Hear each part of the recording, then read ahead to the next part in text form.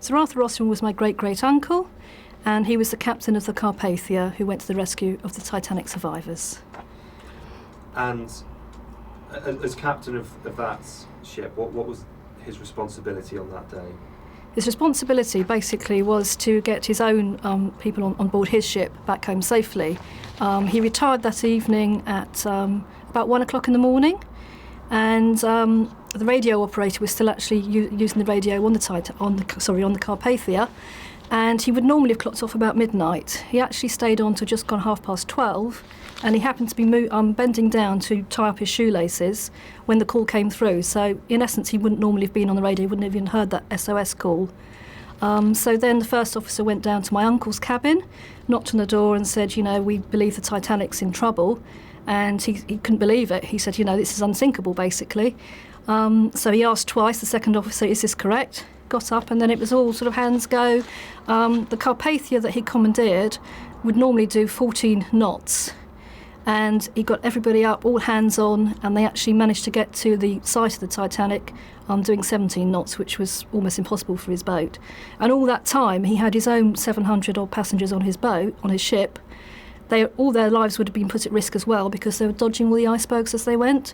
So it was very, very a dangerous thing to do, but uppermost, as far as he was concerned, was to save anybody that could be saved from the Titanic. But in his mind, everyone at sea should help everybody else out. That's how he's been brought up. So he didn't even have any qualms thinking he would do otherwise. Did he have any difficulty that you're aware of that you've heard with his own passengers? Luckily, it was at night time, so most of them had already retired to their beds. As soon as they knew they were going to the rescue, they, went and got blankets and all sorts, got, cabins ready and all sorts. But because it took, 2.5, 3 hours, I'm not quite sure, it's about that, to actually get to Titanic, most of it was done at night time, so the passengers were really pretty much unaware of what was going on until they actually booked, Titanic survivors boarded. When he arrived, he saw a few lifeboats, not all of them full. First one was with one member of crew, I believe, and the people sort of came ashore, very, very traumatised.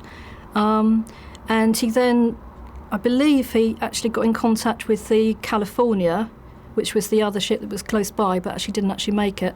Eventually they came up, and then he asked them to sort of mop up the area and see, if there was any more debris they can bring aboard and so forth. But he only actually saw one body floating when he was actually there, over the site of the Titanic where it had sunk.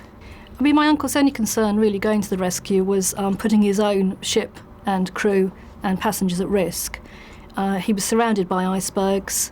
He knew the Titanic had already gone down, and in retrospect, he found out about the California, which was much, much closer than he was to the scene, and he was told, or he found out afterwards, the reason they didn't go. A, they said they didn't see the flares, but that's been in dispute.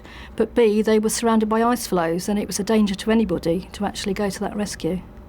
It's kind of a heroic thing for you. Very heroic, I would say, yes, yes.